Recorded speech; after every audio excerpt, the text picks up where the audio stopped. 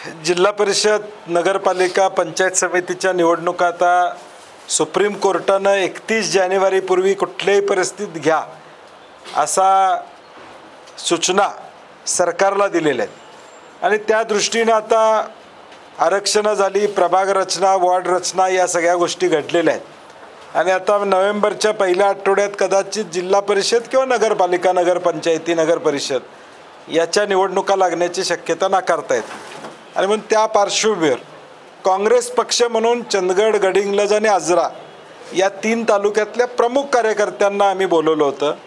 एकूण त्यांचा सेन्स घेतला की प्रत्येक जिल्हा परिषद मतदारसंघामध्ये उमेदवार कोण कोण इच्छुक आहेत, नगरपालिकेमध्ये वॉर्ड वाईज उमेदवार कोण कोण इच्छुक आहेत, त्या सगळ्यांच्याकडून एक आढावा किंवा नावं आम्ही घेण्याचं काम प्रामुख्यानं त्या ठिकाणी केलेलं आहे.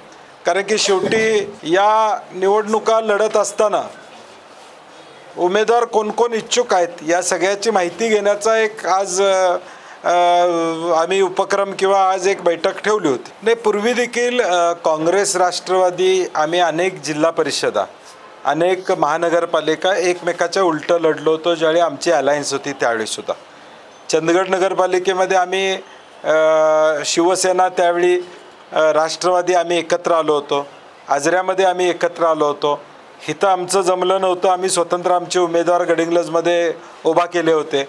ते उमेदवार उभा केल्यानंतर कुणाचं नुकसान झालं माहिती आहे, आमचा फायदा झाला का नाही हा विषय नाही, परंतु किमान काँग्रेसची 2-3 हजार मतं या शहरामध्ये आहेत हे किमान त्या निवडणुकीमध्ये मागच्या सिद्ध झालेलं आहे. आणि काँग्रेस गडिंग्लज शहरामध्ये देखील काँग्रेसचं अस्तित्व आहे. उद्या जनरल नगराध्यक्षाची निवडणूक होईल त्यावेळी काँग्रेसची मतं ही निर्णायक ठरणार आहेत या शहरामध्ये, किंवा आमचा जो काय आहे ती सगळ्यांची मतं निर्णायक ठरणार. आणि म्हणून आत्ता पहिला टप्पा आहे आज बैठकीचा माझा. त्यामुळे मी काँग्रेस म्हणून काँग्रेसचे सगळे उमेदवार कुठल्या कुठल्या वॉर्डात मिळणार याची चाचपणी करतोय.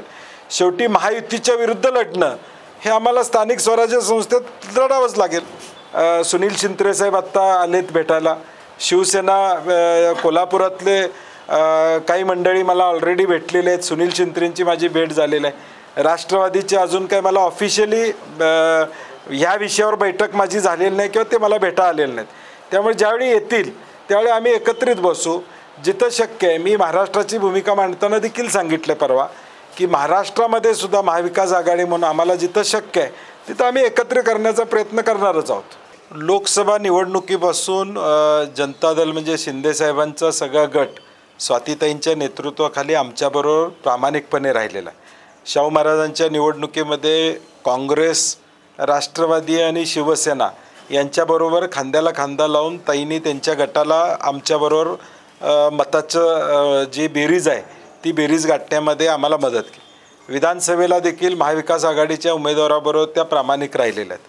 त्यामुळं त्या नॅचरल अलायन्स त्यांचा आमच्यावर आहेच.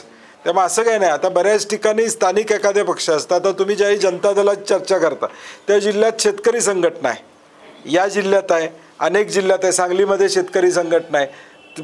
5-7 जिल्ह्यामध्ये, राजू शेट्टींचं 10-12 जिल्ह्यामध्ये या महाराष्ट्रामध्ये अस्तित्व आहे.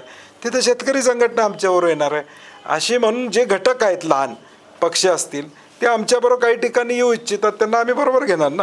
आणि त्यांची ताकद असेल त्याच्याप्रमाणे ते लढतील. आमची जेवढी ताकद असेल त्याप्रमाणे आम्ही महाविकास आघाडी म्हणून लढू. ह्या सगळ्यांना बरोबर घेऊन जाणं इंडिया अलायन्स म्हणून हे सगळे आम्ही एकत्र आहोत लोकसभेपासून. त्यामुळे इंडिया अलायन्स म्हणून महायुतीच्या उलटं, महायुतीच्या विरोधात आम्ही एकसंघ त्या ठिकाणी राहू. तसं काही दरवर्षी वेगळा पाहुणा असतो. मागच्या वर्षी मी होतो, यावर्षी मला वाटते पालकमंत्री आले होते. कारण शेवटी तो पुरस्कार देत असताना आता आमचे अनेक कार्यक्रम असतात, दरवर्षी वेगळा पाहुणा असतोच. त्यामुळे त्याचा आणि त्याचा काही संदर्भ तुम्ही घेऊ नका. आम्ही बहीण भाऊ एकत्रच आहोत. आता आजऱ्यामध्ये 1100 हरकती गेलेत, चंदगडमध्ये हरकती आल्यात, गडिंग्लजमध्ये हरकती प्रत्येकानं दिलेल्या आहेत. आम्ही जिल्हा स्तरावर जिल्ह्याची यादी सतीशचंद्र कांबळेंनी जिल्ह्याची यादी पेनड्राईव्ह करून कलेक्टरना त्या ठिकाणी दिलेलं आहे. केलेलं नाही असं भाग नाही. आता निवडणूक आयोगाची जबाबदारी आहे की या हरकतीचा विचार करणं आणि दुबार नावं आहेत, ती दुबार नावासमोर खून करणं किंवा त्याला मार्किंग करणं आणि त्याचं डबल मतदान होऊ नये याची दक्षता निवडणुकाची. आता काय व्हायला लागले, जबाबदारी निवडणूक आयोगाची, ते राजकीय पक्षांच्यावर घालायला त्यांची जबाबदारी आहे. निवडणूक आयोगानं ही दुबार नावं काढली पाहिजेत, त्यांची जबाबदारी. आम्ही आज देखील बैठकीमध्ये कार्यकर्त्यांना सांगितलेलं, ज्यावेळी 4 तारखेला नगरपालिकेच्या याद्या येतील त्यावेळी जिथं दुबार नावं असतील त्या दुबार नावावर लक्ष ठेवणं हे कार्यकर्ते म्हणून BLAंना आम्ही सूचना त्या ठिकाणी देणारच आहोत. परंतु निवडणूक आयोगानं ही यादी व्यवस्थित केली पाहिजे.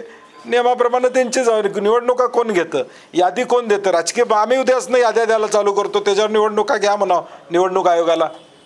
आम्हाला सांगतात ना राजकीय पक्षांनी यादी तपासली नाही, बघितली नाही. आम्ही उद्या याद्या देतो बूथ वाईज करून.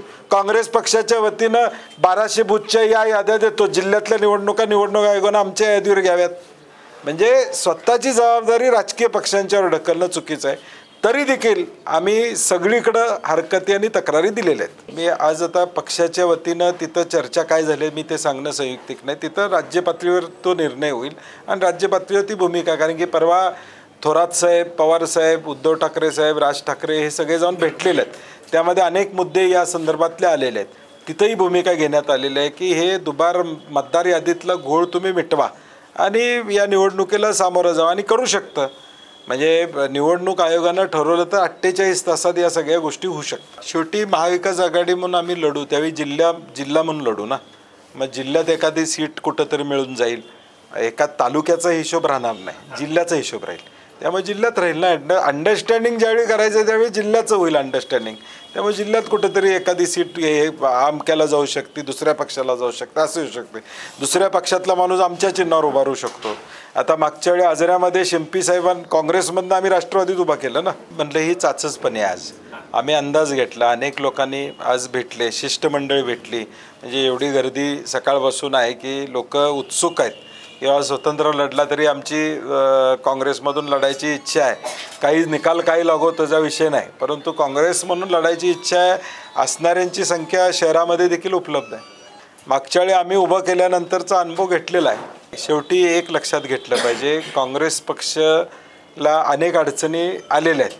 आता 2014ला काँग्रेस पक्षाची अवस्था आणि 2024ची काँग्रेस पक्षाची अवस्था. राहुल गांधींनी देशात वातावरण निर्माण केलं आणि 2024ला 25 सीटा आल्या असत्या तर केंद्रातली सत्ता बदलत होती. 24 सीटा आल्या असतात.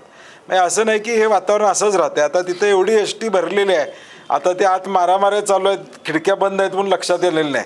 आता त्या खिडक्या उघडल्या फॉर्म भरताना की लक्षात येईल मारामाऱ्या काय चालू आहेत एसटीतला. पाक एसटी मोडल तिन्ही पक्षाची अशी परिस्थिती होईल.